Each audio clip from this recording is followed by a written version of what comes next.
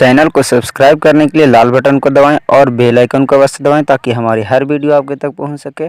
धन्यवाद। Hi friends, good morning to all of you and welcome to my YouTube channel Lachhu technical.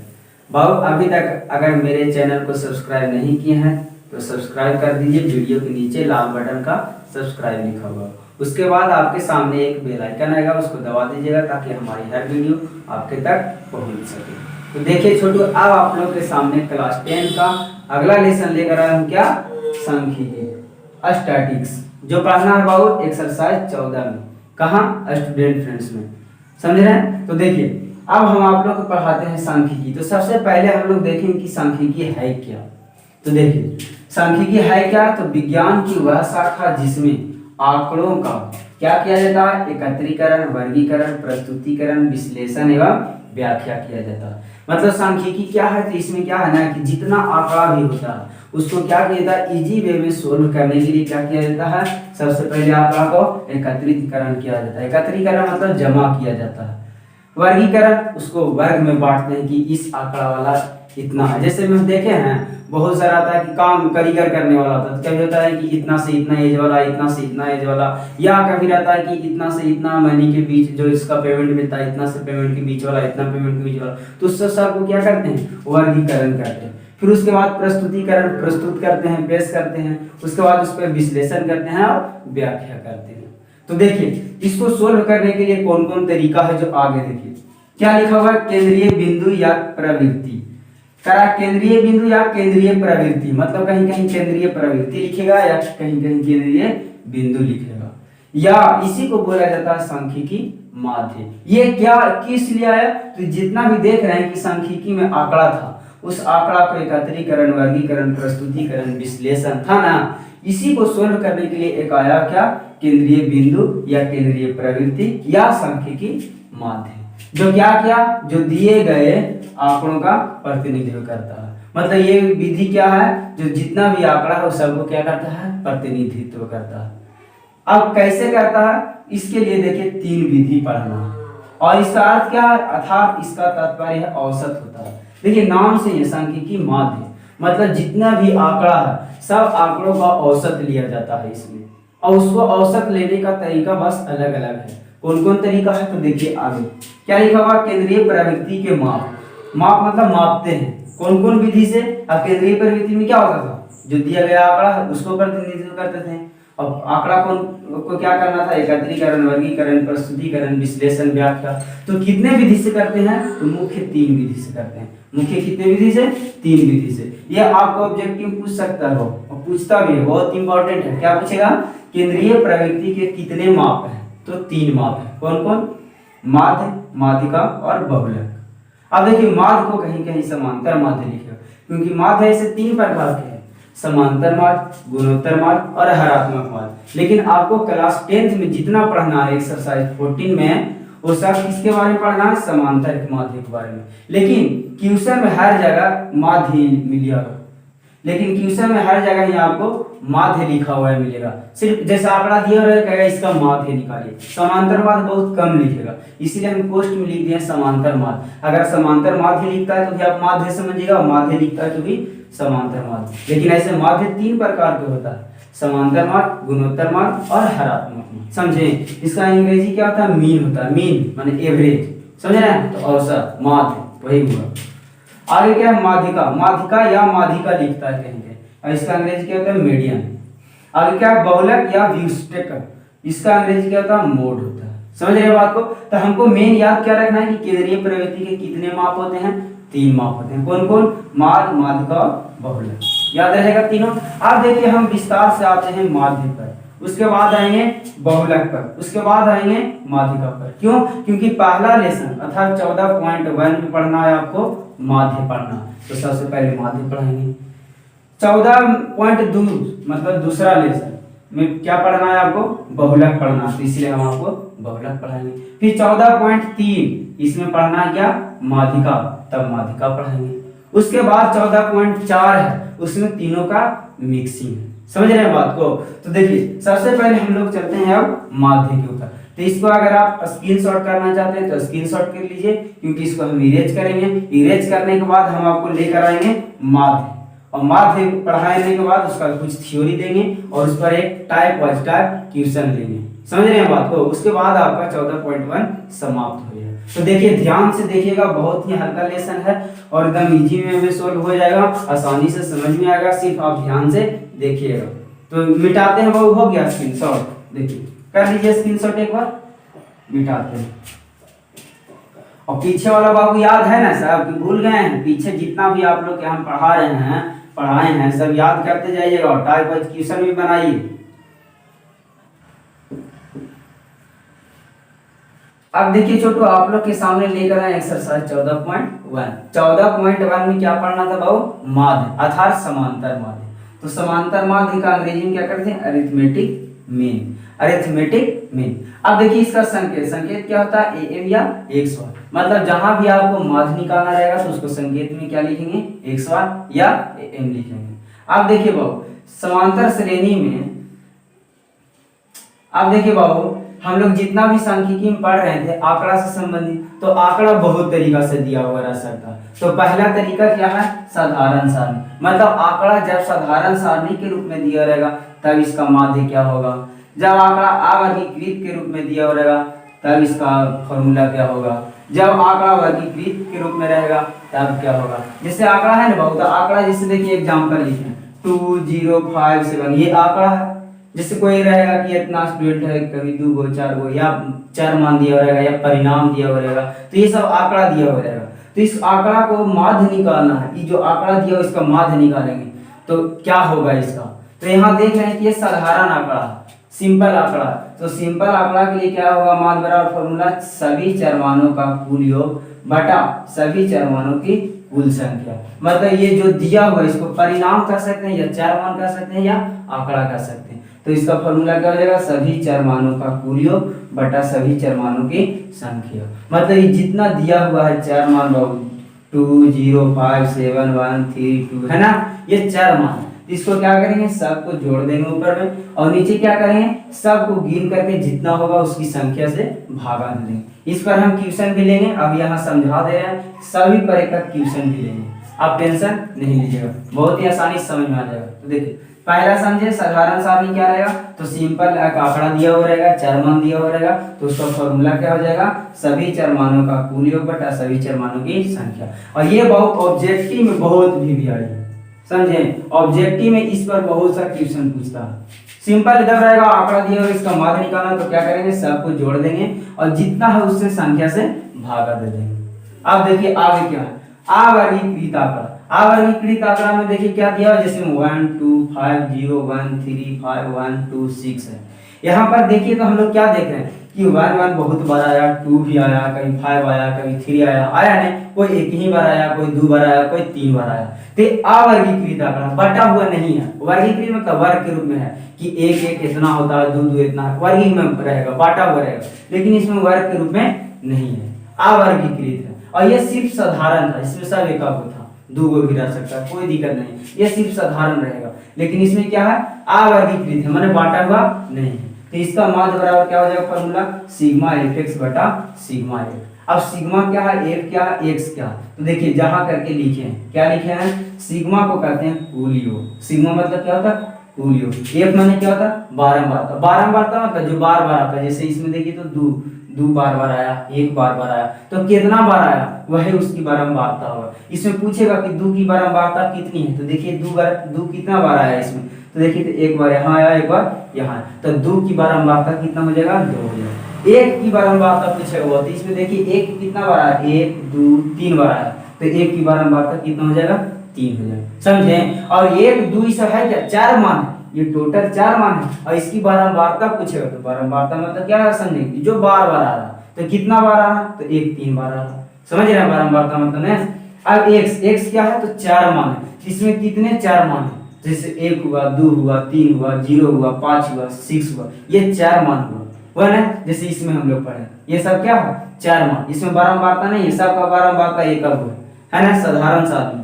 लेकिन इसमें अवर्गीकृत है, बांटा हुआ नहीं है। इसको हम पहले बांटेंगे कि 2 कैगो है, 1 कैगो है, 0 कैगो है, समझ रहे हैं बात को। उसके बाद ये फॉर्मूला लगाएंगे सिग्मा एफ बटा सिग्मा एफ। अब कैसे बांटेंगे, कैसे फॉर्मूला लगाएंगे, ये सब हम आपको समझाएंगे। सिर्फ अब यहाँ याद रखिए कि x बराबर मतलब माध्य बराबर फॉर्मूला क्या हो जाएगा, सिग्मा एफ बटा सिग्मा एफ। सिग्मा एफ का मतलब क्या हुआ कि एफ का कुल योग, देखिए सिग्मा मतलब कुल योग और एफ माने बारंबारता और 4 x माने 4 मान, दोनों गुना में है बाबू, क्या है गुना में। तो एफ और x के गुणनफल का कुल योग, इसको पहले गुना करेंगे उसके बाद कुल योग करेंगे। नीचे क्या है, सिग्मा एफ मतलब बारंबारता का कुल योग, जितना बारंबारता दे उसका कुल योग। आगे देखिए वर्गीकृत आंकड़ा, वर्गीकृत आंकड़ा के लिए इसमें एग्जांपल नहीं लिखे क्योंकि वर्गीकृत आंकड़ा में बहुत लंबा एग्जांपल, इसको क्वेश्चन में हम जब लेंगे ना तो क्वेश्चन के साथ ही आपको हम बताएंगे। अब देखिए बार बार आंकड़ा आ रहा है तो हम आंकड़ा ही बताते हैं, 2 तरीका से लिखा था उसको भी हम बताते हैं। तो देखिए बाबू वर्गीकृत आंकड़ा में क्या है, सबसे पहला विधि साधारण विधि या इसको कहीं कहीं प्रत्यक्ष विधि लिखेगा, ऐसे बुक में ज्यादा लिखेगा प्रत्यक्ष विधि। दूसरा क्या है, लघु रीति या विचलन विधि। तीसरा क्या है, पाग विचलन विधि या आपको कहीं कहीं लिखा हुआ मिलेगा दीर्घ विचलन विधि। यहाँ था लघु, यहाँ हो गया दीर्घ, यहाँ विचलन था, यहाँ हो गया पाग विचलन। समझ रहे हैं बात को। तो देखिए तीनों में आप देखिए फॉर्मूला क्या क्या है। तो देखिए पहला प्रत्यक्ष विधि में x बार बराबर क्या था, x बार मतलब माध्य बराबर क्या, सिग्मा एफ बटा सिग्मा। आप कहिएगा सर सिग्मा एफ बटा सिग्मा एफ तो इसमें भी था, इसमें भी वही है, लेकिन इसमें थोड़ा सा डिफरेंट है। डिफरेंट क्या है देखिए, यहाँ जहां में हम बताएंगे, देखिए बार बार नहीं लिखे, सिग्मा यहाँ वही हो गया कुल योग, यहाँ भी इसका मतलब वही हो गया। एफ था बारंबारता, यहाँ भी एफ का मतलब बारंबारता, बस डिफरेंट क्या है इसमें एक्स है। ये देखो ये जो एक्स है ना, एक्स का मतलब यहाँ देखिए क्या लिख दिए हैं, वर्ग चिन्ह लिख दिए। क्या लिखे हैं, वर्ग चिन्ह। यहाँ था एक्स 4 मान, लेकिन यहाँ एक्स क्या रहेगा, वर्ग चिन्ह हो जाएगा। और वर्ग चिन्ह बराबर फॉर्मूला क्या हो जाएगा, उच्चतम सीमा प्लस निम्न सीमा बटा 2। जैसे वर्गीकृत आंकड़ा में क्या रहेगा बाबू, ऐसे आंकड़ा दिया जाएगा 5 से 10, 10 से 20 ऐसे रहेगा, या 10 से 15 रहेगा, 15 से 20 रहेगा, ऐसे रहेगा। तो इसका देखिए ये आंकड़ा है ना, इसी को वर्ग अंतराल बोलते हैं। और वर्ग अंतराल लिखने का 2 तरीका, वो भी हम बताएंगे इसके बाद। तो यहाँ से देखिए ये निम्न सीमा होगा, ये उच्च सीमा होगा। इस वर्ग अंतराल की बात करें तो ये निम्न सीमा होगा या ये उच्च सीमा। ऑब्जेक्टिव में डायरेक्ट पूछ सकता है वो, दिया हुआ रहेगा वर्ग अंतराल और कहेगा इसका बताइए निम्न सीमा कितना होगा। निम्न में छोटा नीचे वाला, तो देखिए तो 5 10 में छोटा कौन होगा, 5 होगा नहीं, तो निम्न सीमा 5 हो गया। अधिकतम सीमा या उच्च सीमा बोलेगा, अधिकतम या उच्च सीमा, तो उच्च सीमा क्या हो जाएगा 10 हो जाएगा। इसमें बोलेगा निम्न सीमा तो 10, उच्चतम सीमा 15। तो x इसमें निकालना, 4 मान निकालना, इस वर्ग अंतराल पे पूछेगा 4 मान, तो इसका 4 मान क्या हो जाएगा, दोनों का योग बटा 2, तो जोड़ देंगे 10 और 5 15, 15 बटा 2 करेंगे कितना आ जाएगा 7.5 आ जाएगा। उसी प्रकार इसमें करेंगे 10 और 15 जोड़ेंगे 25, 25 का आधा कितना हो जाएगा 12.5 हो जाएगा। समझ रहे हैं, उसी प्रकार इसमें भी करेंगे। तो वर्ग अंतराल दिया हुआ रहेगा, इसमें 4 मान निकालना रहेगा। इसमें देखिए वर्गीकृत है, एग्जांपल समझिए यहीं पर वर्गीकृत है, वर्ग के रूप में बांटा हुआ कि 5 से 10 के बीच में है, ये 10 से 15 के बीच में, 15 से 20 के बीच में। तो इसका हम 4 मान पहले निकालेंगे। 4 मान बराबर फॉर्मूला देखिए क्या लिखा है, वर्ग चिन्ह इसको बोलेंगे, यहाँ 4 मान नहीं लिखेंगे, वर्ग चिन्ह बोलेंगे। वर्ग चिन्ह बराबर फॉर्मूला क्या जाएगा, उच्चतम सीमा प्लस निम्न सीमा बटा 2 हो जाएगा। समझ रहे हैं। आप देखिए बाबू आगे अगला विधि, अब देखिए ये भी आप फॉर्मूला समझिए, खाली यहाँ पर समझा दिए हैं। अब यहाँ पर डिटेल में आपको हम क्वेश्चन लेंगे तो इसको समझाएंगे कि सबको कैसे कैसे सोल्व करते हैं, और सबको समझाते भी जा रहे हैं। देखिए आप, और सिग्मा मतलब बार बार नहीं लिखे, सिग्मा यहाँ एक बार लिख दिए तो यहाँ जहाँ करके नहीं लिखे क्योंकि मेरा जगह नहीं था। आप लिख सकते हैं यहाँ जहाँ करके। सिग्मा क्या है, कुल योग, एफ क्या है बारंबारता, बस एक से यहाँ डिफरेंट हो गया वर्ग चिन्ह। आगे देखिए बाबू लघु रीति या विचलन विधि। लघु रीति या विचलन विधि में माध्य बराबर क्या होता है, तो a plus sigma F D बटा सिग्मा एफ। अब देखिए x आ रहा था, x हट के क्या हो गया d हो गया। अब देखिए d क्या है, तो d हो गया विचलन, और विचलन बराबर क्या होता है x माइनस a, और a क्या है वो कल्पित मान। कल्पित मतलब कल्पना किया हुआ, माना हुआ। यहाँ पर जैसे दिया हुआ रहेगा वर्ग अंतराल, उसमें हम एक माध्य मानेंगे। कैसे मानेंगे वो हम क्वेश्चन में आपको बताएंगे कि ए क्या, यहाँ सिर्फ आप ये ध्यान रखिए कि ए क्या है कल्पित माध्य, माने कल्पना किया हुआ माना हुआ माध्य। मानेंगे अपने से खुद क्वेश्चन में ए को, समझ रहे हैं। और डी क्या है, तो विचलन है। कौन विधि था, विचलन विधि, इसीलिए डी बराबर हो गया विचलन, डेविएशन इसको अंग्रेजी में बोलते हैं। और विचलन बराबर क्या होता है x माइनस ए। समझ रहे हैं? तो इसको भी आप सिर्फ यहाँ फॉर्मूला याद रखिए, हम क्वेश्चन आपको अगर बताएंगे तो उसमें इसको डिटेल्स बताएंगे। यहाँ सिर्फ समझिए कि ए मतलब क्या है, कल्पित मान, मतलब कल्पना किया हुआ, उसको हम मान के बताएंगे कैसे माना जाता है। आगे क्या है, सिग्मा एफ डी। तो डी क्या है, सिग्मा क्या है, एफ क्या है तो पता है, लेकिन डी नहीं था। तो डी मतलब क्या होता है, विचरण, और विचरण बराबर एक्स माइनस ए। और एक्स क्या है तो आप समझ रहे हैं, वर्ग चिन्ह, समझ रहे हैं। अब देखिए आगे, पाग विचलन विधि या दीर्घ विचलन विधि, इसका में माध्य बराबर फॉर्मूला क्या होता है, तो a plus sigma F D dash बटा सिग्मा एफ गुने एच। आप देखिए यहाँ से ए क्या है तो हम लोग जान रहे हैं कल्पित मान, सिग्मा क्या है जान रहे हैं कुल योग, एफ क्या है तो बारंबारता। अब यहाँ चेंज किया हुआ डी डैश, क्या हुआ है चेंज, डी डैश। तो डी डैश बराबर क्या होता है, पग विचलन। जैसे इसमें था डी, तो डी था विचलन, विचलन विधि पढ़ रहे हैं तो विचलन, यहाँ पग विचलन पढ़ रहे हैं तो ये हो गया पग विचलन। समझ रहे हैं, आसान है कि नहीं। आगे देखिए, तो डी बराबर डी डैश बराबर फॉर्मूला क्या हो जाएगा, x माइनस ए बटा एच। अब x क्या है तो वर्ग चिन्ह, और a क्या है कल्पित मान। अब बच गया h बहु, एक h से गुना हुआ, h देखिए सिर्फ इसमें गुना, पूरा में नहीं गुना, इसमें गुना है ना, ध्यान में रखिएगा फॉर्मूला। अब h बराबर क्या है तो वर्ग अंतराल की लंबाई। अब देखिए हम वर्ग अंतराल समझाए आप लोग, यहाँ देखिए 5 से 10, 10 से 15, 15 से 20 है। तो ये वर्ग अंतराल का लंबाई, लंबाई मतलब ऊंचाई, तो यहाँ कहीं कहीं वर्ग अंतराल की ऊंचाई लिखेगा या लंबाई लिखेगा। तो देखिए यहाँ से 5 से 10 के बीच में कितना लंबा है तो 5 लंबा है, यहाँ 10 से 15 के बीच में कितना लंबा है 5 लंबा। कैसे निकालेंगे तो उच्चतम सीमा माइनस निम्न सीमा, इसका लंबाई निकाल सकते हैं, उच्चतम सीमा माइनस निम्न सीमा। तो क्या हो जाएगा 10 माइनस 5 बराबर 5, 15 माइनस 10 बराबर 5। और वर्ग अंतराल की लंबाई वो हर जगह बराबर होना चाहिए और बराबर होगा भी, समझे। तो यहाँ पर इससे क्या समझेंगे बाबू, पग विचलन विधि में x बार बराबर a plus sigma F D dash बटा सिग्मा एफ गुने h, याद रहेगा। तो देखिए जितना भी आप लोग का फॉर्मूला था हम आप लोग के समझा दिए, माध्य में इतना फॉर्मूला यूज होगा बाबू। अब इसको हम बारी बारी से सब फॉर्मूला पर ट्यूशन लेंगे और आपको समझाएंगे। आपका एक भी फॉर्मूला ऐसा नहीं है कि आपको समझ में नहीं आएगा, ट्यूशन के साथ ट्यूशन के साथ हम आपको बनाएंगे। अब ध्यान से सिर्फ देखिएगा। तो देखिए वो इसको एक बार स्क्रीनशॉट कर लीजिए और फ्रेश कॉपी में आप नोट कर लीजिएगा। इसको हम अब मिटाते हैं और ट्यूशन लेते हैं। हो गया स्क्रीनशॉट छोटू, देखिए।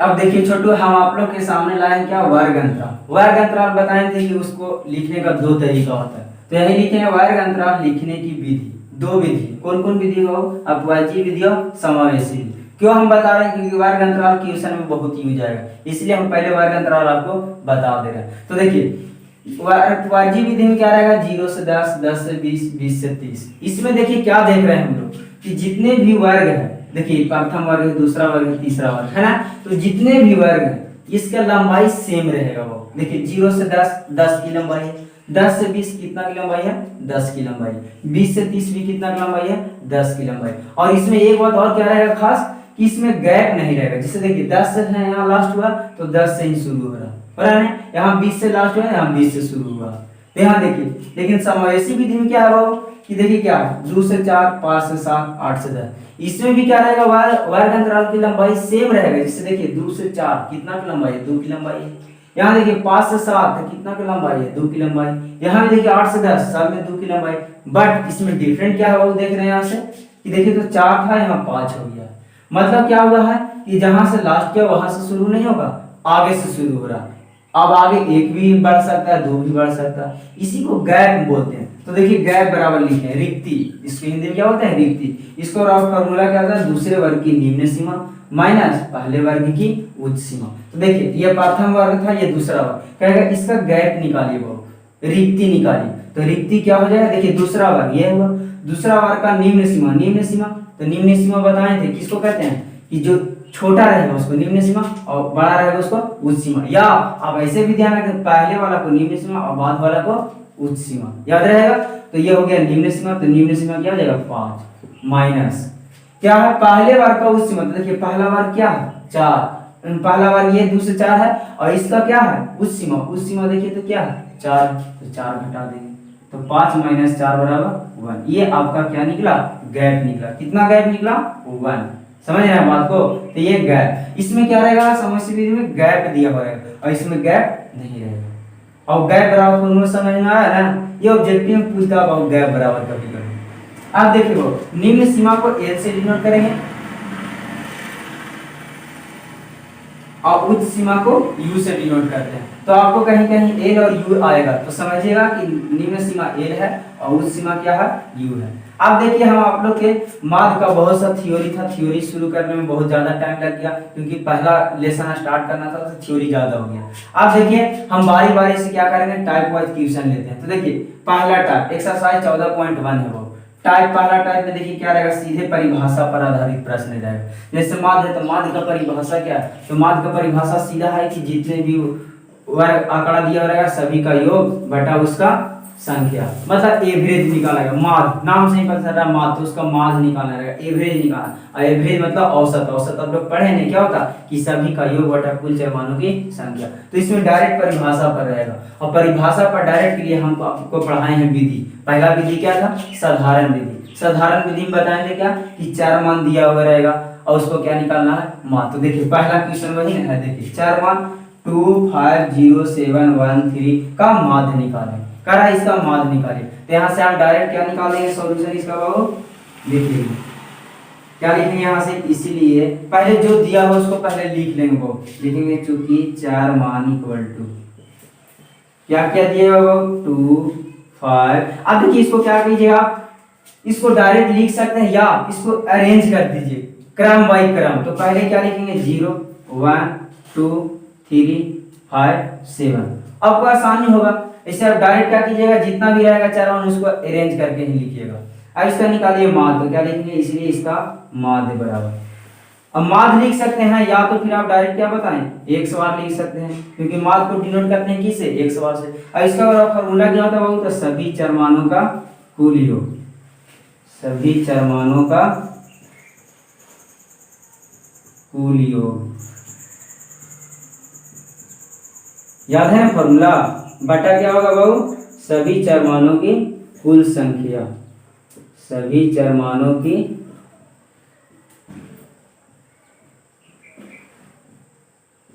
कुल संख्या। अब देखिए तो बाबू फॉर्मूला लग गया, फॉर्मूला पर आप बैठा दीजिए बाबू। क्या करा, सभी चर मानों का योग, तो चार मान देखिए तो कौन कौन है बाबू, 0। और योग माने क्या होता है, जोड़ने। रामदेव वाला योग नहीं समझ लेगा, योग मतलब हम क्या समझेंगे, जोड़। तो यहाँ क्या हो जाएगा +1। आगे देखिए क्या होगा 2 है तो +2, आगे क्या होगा 3 है, आगे 5 है, फिर उसके बाद क्या है 7 है। सबका योग हो गया, यही नहीं कह रहा था, सभी चर मानों का कुल योग कर दिए। आगे नीचे देखिए तो क्या है, सभी चर मानों की कुल संख्या, तो कई चर मान हो, देखिए तो 1 2 3 4 5 6, तो बटा में क्या हो जाएगा 6। अब इस सबको जोड़ दीजिए, वो तो जोड़िए तो कितना आएगा, देखिए तो 0 + 1 1 होगा, 1 + 2 3 होगा, 3 + 3 6 होगा, 6 + 5 कितना होगा 11, और 11 + 7 कितना होगा 18, मतलब 18। तो 18 बटा क्या हो जाएगा 6, भागा देंगे बहुत 36 के 18 बराबर 3। ये आपका आंसर। देखिए तो एकदम आसान था कि नहीं, माध्य लग रहा है आसान। आप देखिए वो टाइप 1 का ही क्वेश्चन और लेंगे, लेकिन अगले वीडियो में लेंगे वो, क्योंकि ये वीडियो बहुत लॉन्ग हो जा रहा है क्योंकि थ्योरी बहुत सा आ गया। तो आप सबसे पहले क्या कीजिएगा, आज जितना भी हम थ्योरी पढ़ाए हैं 14.1 में माध्य से रिलेटेड या केंद्रीय प्रवृत्ति एक्सरसाइज 14 में जो शुरू में इंट्रोडक्शन दिए, वो सबको क्या कीजिएगा, जितना स्क्रीनशॉट किए उसको कॉपी में लिखिएगा और उसके बाद उसको ध्यान से एक बार पढ़िएगा, समझिएगा, जैसे जैसे समझाए हैं वीडियो को रिव्यू करके देखिएगा। उसके बाद हम आपको लेकर आएंगे क्वेश्चन दूसरा टाइप 1 का है, और दूसरा तीसरा जितना भी टाइप 1 में बनेगा लेकर आएंगे। अब देखिए बाबू जितना भी क्वेश्चन था, जितना भी थ्योरी था करवा चुके हैं। अब हम आगे की ओर अगला वीडियो लेकर आएंगे, अगला क्वेश्चन की ओर। तो बाबू इसी के साथ हम आपका वीडियो समाप्त करते हैं। Thank you, best of